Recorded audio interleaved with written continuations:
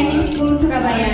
Kami silat Dewan Guru. Alhamdulillah, saya sangat bangga ketika terbentuk lagi sekolah baru, sekolah Kaiming yang hari ini, kemarin ya diresmikan. Itu sekolah ini ada 3 bahasa.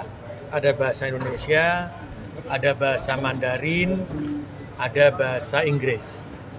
Tapi satu yang luar biasa buat saya, ketika saya bertemu dengan Yayasan Kaiming ini, saya bercerita bahwa bagaimana sinergi dengan anak-anak yang ada di sekolah SD negeri yang ada di tempat kita di pemerintah kota Surabaya.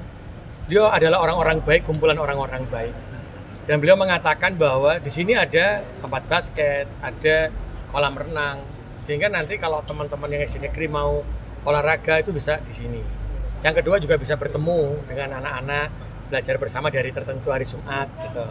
Seperti pertukaran pelajar. Saya merasa bangga betul bahwa di Surabaya ketika sekolah internasional dibangun, tapi tidak pernah mengatakan bahwa sekolah lainnya itu adalah sekolah yang tertinggal, tapi bagaimana menjadi satu kesatuan utuh. Dan ini menunjukkan toleransi yang luar biasa di kota Surabaya. Bahkan tadi juga diajarkan bagaimana kalau anak-anak negeri atau anak sekolah di tempat lain yang mau ke sini juga akan bertukar terkait dengan pelajaran menggunakan bahasa Mandarin, bahasa Inggris. Ini nanti akan saya pikirkan dengan Kadis Pendik ya. Tapi saya membuat bangga adalah beliau-beliau yayasan di Kaiming ini adalah orang-orang hebat yang mereka adalah, beliau-beliau ini adalah mengatakan ke saya ini Pak, ada sekolah Mandarin, ada saya asalnya dari Tionghoa, tapi saya adalah NKRI, saya adalah negara Indonesia dan saya NKRI, maka saya ingin memajukan Indonesia ini khususnya di kota Surabaya. Hati saya merasa bangga betul, saya tidak salah ketika menjadi bagian dari kota Surabaya yang penuh dengan toleransi. Dan sekolah ini akan menjadi contoh sebenarnya. Tidak hanya sekolah Kaiming, ada Sincung, ada lain-lainnya, ada Little Sun. Ini semuanya orang-orang hebat yang insya Allah nanti kita akan buat program bagaimana menggerakkan pendidikan bersama. Selalu saya katakan bahwa pemerintah tidak bisa berjalan sendiri di bidang pendidikan. Karena itu saya tugaskan kepada Kadis Pendik, bantulah sekolah-sekolah yang seperti ini ketika mendirikan. Setiap orang tidak pernah tahu apa permasalahannya, apa kekurangannya. Tapi jangan dipersulit. Karena ketika ini berjalan beriringan, maka pendidikan itu akan jadi maju. Tapi kalau kita hanya memikirkan bahwa ini salah, ini tidak boleh, selesai, pendidikan kita akan selesai. Karena kekuatan kita di pemerintah juga akan terbatas.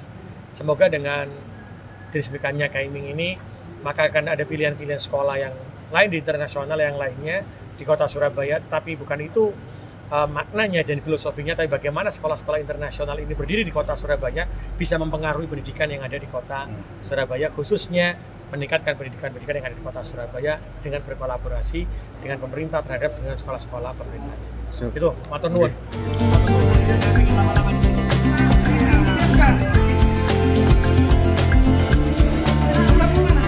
Kalau saya menanggapi dengan baik kedatangan Bapak Wali Kota Surabaya, Bapak Erik Cahyadi, karena setahu saya semenjak Bu Risma, Bapak Erik Cahyadi sangat perhatikan pendidikan.